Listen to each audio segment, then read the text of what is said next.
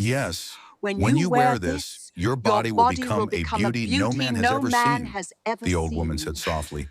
Then her voice But dropped. listen But carefully. listen Never carefully. take it Never off. take it off. Not for Not sleep. for sleep. Not for Not for love. love. Not even to Not even to breathe breathe freely. freely. Sena's fingers tightened around the strange underwear. What happens if I do? She asked, her voice barely a whisper. The old woman smiled, not kindly, not cruelly, but like someone who had seen too much of the world to be surprised by pain.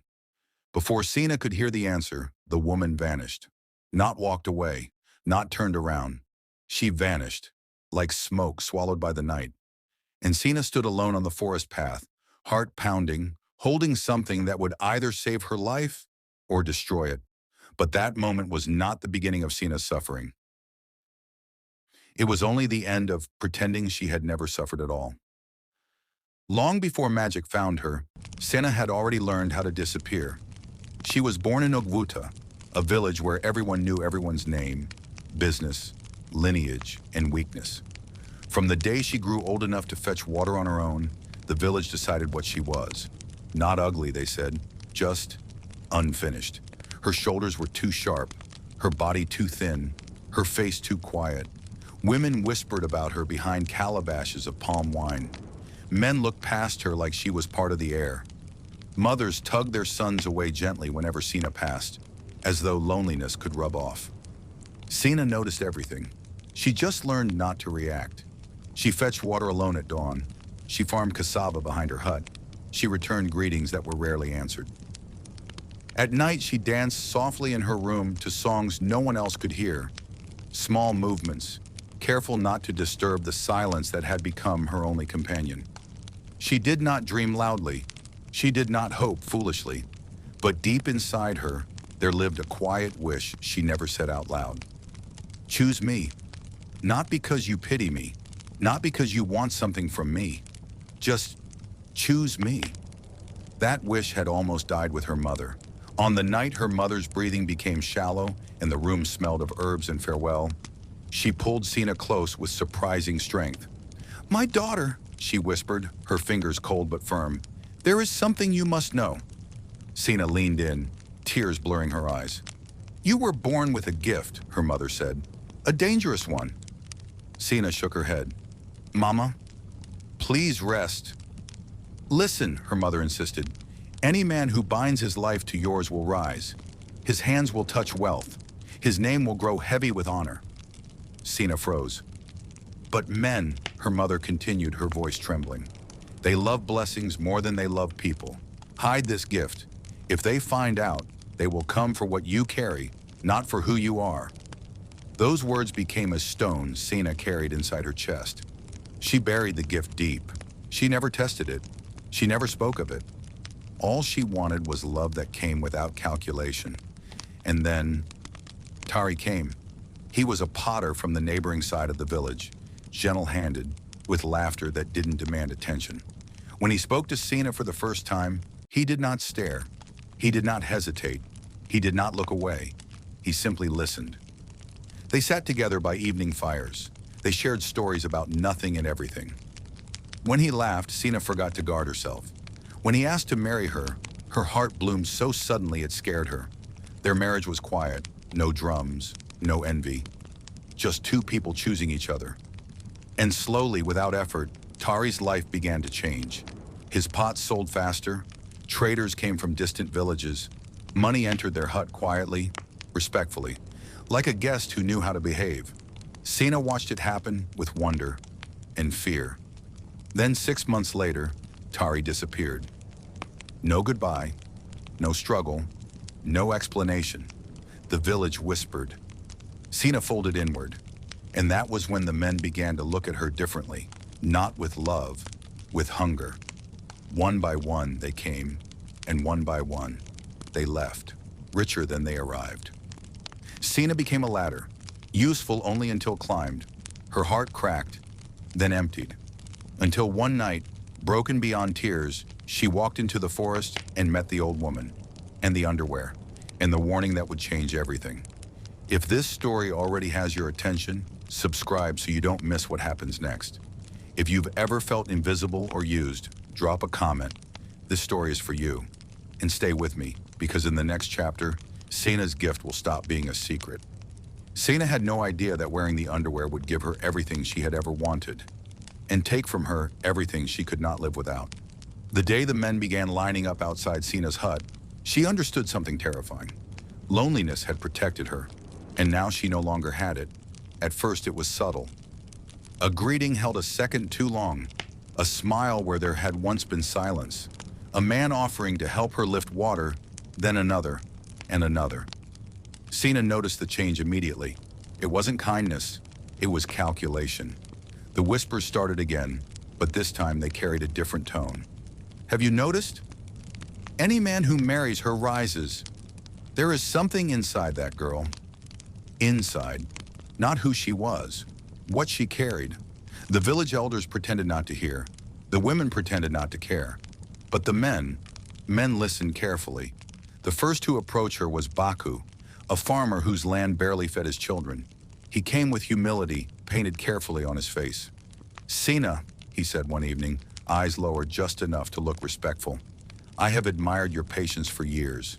She knew it was a lie. But loneliness makes lies sound like music. They married quietly, and within weeks Baku's land flourished. Yams grew thick. Buyers came early and paid generously. His pockets filled faster than his gratitude. 3 months later, he left. No argument, no farewell, just an empty sleeping mat and dust on the road. Sena cried that night, but softly. She had learned that loud pain only entertained people. The second man came sooner, then the third, then the fourth. Each arrived poor, each rose quickly, each vanished. The pattern became impossible to ignore. Men didn't ask if she was kind anymore. They asked how soon they could marry her. Sena stopped pretending. She became colder, quieter, less hopeful. Still they came, with gifts, with promises, with rehearsed affection. She began to feel like a market stall, open for business, soul included. The village started watching her differently now. Children counted how long each husband lasted. Women whispered not with envy, but with fear. This is not normal. Something follows her. She eats men.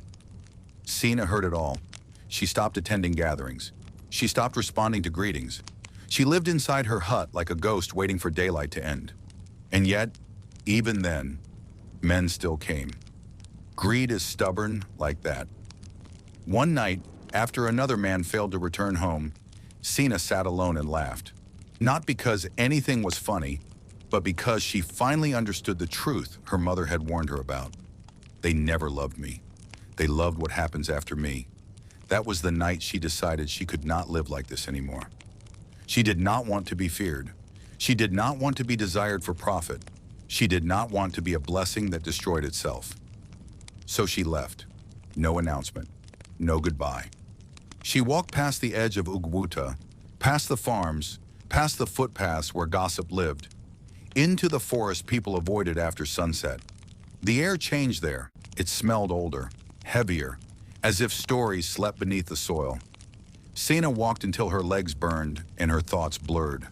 She did not know what she was looking for, only that she could not stay. That was when she heard the voice. You are tired. Sena froze. The old woman sat beneath a twisted iroko tree, her white hair flowing like mist, her eyes sharp and knowing. You are tired of being used, the woman continued calmly. You are tired of being invisible when you are poor, and hunted when you are useful. Sena's knees gave way. Yes, she whispered. The old woman reached into her cloth and pulled out the underwear. It shimmered faintly, like moonlight trapped in silk. Wear this, she said, and the world will finally respect you. Sena stared at it, her heart hammering. But understand me, the woman added, her voice hardening. Never take it off.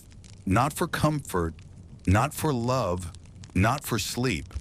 What happens if I do? Sena asked. The woman smiled and vanished. That night, Sena wore the underwear.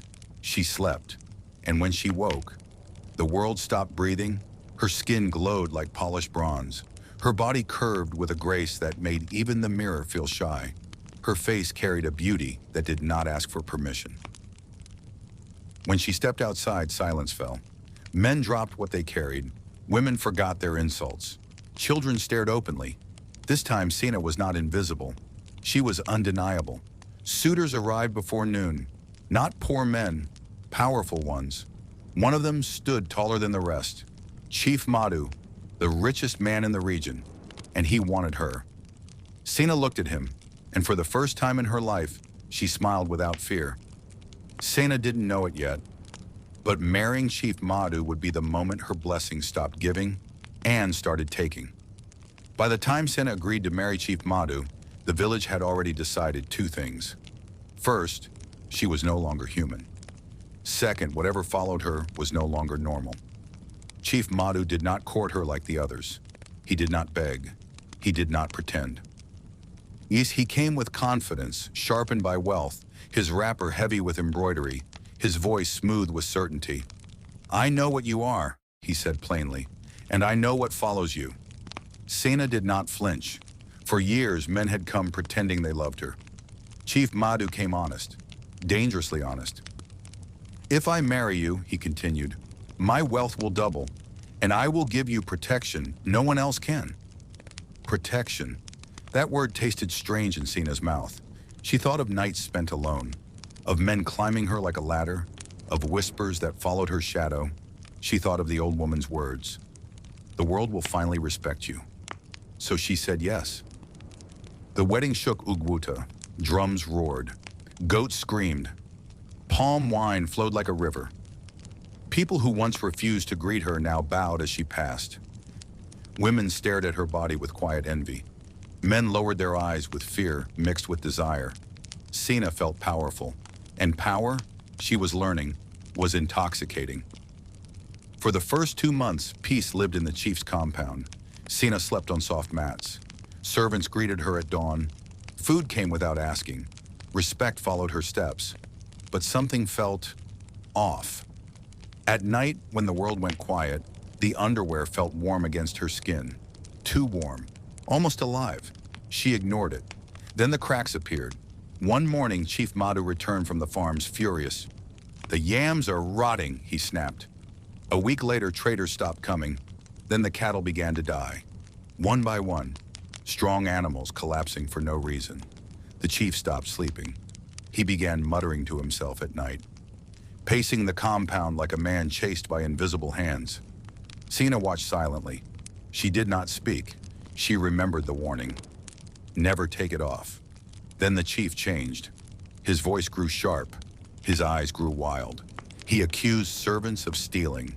He accused spirits of betrayal. He accused Sena, without ever saying her name.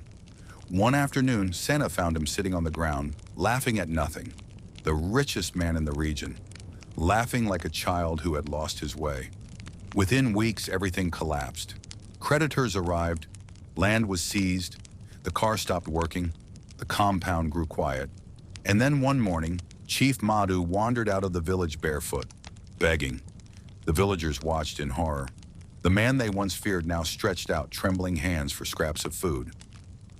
People whispered behind walls and trees, "This beauty destroys. She eats the greed inside men." What kind of woman is this? Sena heard it all. But for the first time in her life, she was not the one being mocked. Fear had replaced laughter. Still, the men came. Greed always believes it will be the exception. Some said, "I will take the wealth and run before madness finds me." Others laughed nervously. If riches come first, is madness not a small price? Sena realized then, the underwear was no longer giving blessings. It was collecting debts. And somewhere deep inside her, a terrible truth began to form. The gift was not meant to reward love. It was meant to punish greed. That evening, as Sena sat alone watching the sun bleed into the sky, a murmur swept through the village. A man was coming. A stranger. He walked slowly, dust clinging to his feet, his shoulders broader, his face older, but familiar. Sena's heart skipped. No, it couldn't be. The man stepped into the light, and the world tilted. It was Tari, alive. Sena knew one thing immediately. If she stayed beautiful, if she stayed powerful, the underwear would destroy the only man who ever loved her. The moment Sena saw Tari, her knees failed her, not because of shock alone, but because her heart had never learned how to let him go. He stood there, taller than she remembered, leaner, scarred in quiet places. Dust clung to his robe, and his eyes, those same eyes, searched the crowd until they found her. And when they did, everything else disappeared. Sena, he said, just her name, not wife, not beauty, not fortune. Her name. She ran. The crowd gasped as she crossed the square, her fine wrapper trailing behind her, her goddess-like beauty forgotten in the urgency of her steps. She reached him and collapsed at his feet, tears spilling freely, shamelessly. "You're alive," she sobbed. "I knew it. I knew you were." Tari knelt and lifted her gently, his hands trembling as they touched her face. The face that had changed so much and yet carried the same soul. "I tried to come back sooner," he whispered, "but they wanted me dead." The villagers pressed closer, curiosity burning hotter than fear. Tari spoke, and as he did, the truth peeled itself open like a wound. It was Baku, the first man who had married Sena for wealth, jealous, bitter, drunk on greed. When Tari's prosperity became obvious, Baku followed him one night. He struck him from behind, bound him, dragged him into the forest like stolen meat. For months, Tari lived tied in a hunter's pit, half starved, half dead. Baku planned to return when Sena married again, so he could take her blessing twice. But fate intervened. Hunters from a neighboring village found Tari barely breathing. They cut him loose and nursed him back to life. "I stayed away," Tari said softly, eyes never leaving Sena, "because I knew something dark followed you. I wanted to live long enough to return." A silence fell so thick it hurt. Sena felt the underwear warm against her skin. Too warm, like a warning. That night, Sena did not sleep. Tari stayed in the guest hut. He did not touch her, did not ask questions, did not comment on her beauty, but Sena saw the fear in his eyes. He could feel it too. Whatever followed her, it was hungry. Before dawn, Sena left the compound. She did not wake Tari. She went straight to the forest. The trees whispered as she walked. The air thickened, and beneath the same twisted iroko tree, the old woman appeared, exactly as before. "You have returned," the woman said calmly. Sena dropped to her knees. "Take it back," she begged. "Please, take it back. I don't want this anymore." The old woman studied her quietly. "Do you know what this was for?" she asked. Sena shook her head. "It was never meant to reward you," the woman said. "It was meant to expose men." "To punish greed," Sena whispered. The old woman nodded. "The ones who came for wealth were consumed by it. The one who came for love survived." Sena's voice broke. "If I keep it, it will destroy him." "Yes," the woman said simply. Tears streamed down Sena's face. "I don't want to be respected anymore," she cried. "I want to be safe." The old woman's expression softened. "Then you must choose," she said. "Power or peace." She pointed to Sena's waist. "Go home. Remove it. Burn it before sunrise." "And what will happen to me?" Sena asked, shaking. "You will become who you were," the woman replied, "and you will see who stays." The woman vanished. Sena ran. Her heart thundered. The village slept. The fire pit still held embers. She stood there trembling. The underwear felt heavier than iron. Removing it felt like tearing away armor. She held it above the fire and hesitated. If this moment has you holding your breath, subscribe now. The next chapter is the turning point. Comment below. Would you burn it or keep the power? Stay with me because the fire decides everything. As the flames licked the edge of the silk, Sena heard footsteps behind her, and a voice she loved say, "Sena, what are you doing?" Tari's voice came from behind her, soft, confused, afraid. Sena froze. The underwear hung in her trembling hands, the firelight licking its edges, the silk shimmering like it was alive and begging to be spared. For a heartbeat, the world held its breath. Then Sena turned. Tari stood a few steps away, barefoot, his face pale in the glow of the dying fire. His eyes moved from her hands to the flames, then back to her face. Understanding dawned slowly. "You're leaving," he said. "No," Sena whispered. "I'm choosing." She stepped closer to him, tears sliding freely now, no longer hidden, no longer ashamed. I didn't want you to see me like this, she said. Not like someone who could hurt you. Tari shook his head gently. You could never hurt me. Sena let out a broken laugh. Everyone who touched my life for greed was destroyed, she said. I won't let that be you. She held up the underwear. This thing gave me power, she continued, but it feeds on wanting, on hunger, on men who come for gain. Tari swallowed hard. And what happens if you remove it? Sena met his eyes. I lose everything the world wants from me, she said, and keep the only thing I ever wanted. Silence stretched between them. Then Tari stepped forward. If I die because of loving you, he said quietly, then it's worth it. Sena shook her head violently. No, I won't let love become another casualty. Before fear could stop her, before doubt could speak, she dropped the underwear into the fire. The flames roared, the silk curled. Dark smoke rose into the sky, twisting like something screaming without sound. Sena cried out as heat surged through her body. Not pain, but release. Her skin dimmed, her glow faded, her curves softened. The beauty dissolved like morning mist. When the fire died, Sena stood there, thin again, sharp-shouldered, unfinished in the eyes of the world. Herself. She swayed. Tari caught her. For a moment she was afraid to look at him, afraid to see disappointment, afraid to see regret. But when she lifted her eyes, she saw only relief, only love. You're still Sena, he said, holding her tighter. That's all I ever needed. At dawn, the village woke to a woman they no longer recognized. The goddess was gone. Whispers returned, but softer now, confused. Men stopped coming. Fear replaced greed. And Sena slept peacefully for the first time in years. But the curse was not finished speaking. By midday, news spread. Chief Madhu had been found at the edge of the forest. Gone. Not dead. Just gone. No footprints. No body. Only silence. The villagers trembled. They began to understand. The curse had taken what it was owed, and left what did not belong to it. That night, as Sena and Tari sat together beneath the stars, she whispered, Do you think it's really over? Tari squeezed her hand, and somewhere in the distance, the forest was silent. The days that followed were quiet, too quiet. Sena woke each morning expecting fear to return, to feel the weight of something unseen pressing against her skin. But there was nothing, no warmth, no whisper, no hunger, just air, just sunlight, just herself. She stood outside her hut one morning, watching the mist lift slowly from the cassava fields, and for the first time in years, her heart did not brace for pain. No men came pretending, no women whispered with sharp tongues. Children passed her without stopping to stare. The world had moved on, and somehow, it had left her behind in peace. Tari stayed, not as a miracle, not as a reward, but as a man who chose her again, without magic, without wealth, without spectacle.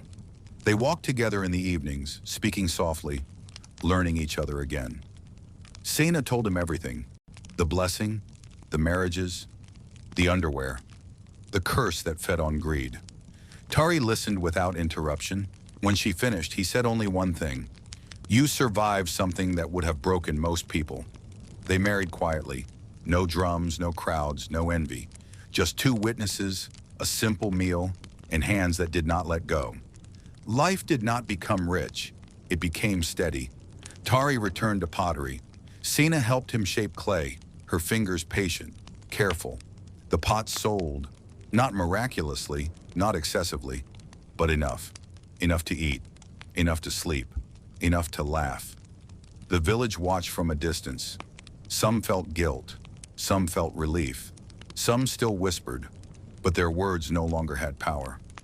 One evening, as the sun dipped low, Sena felt something brush her memory. The forest, she went alone. The twisted Iroko tree stood as it always had. The air smelled old. The old woman did not appear, and Sena understood.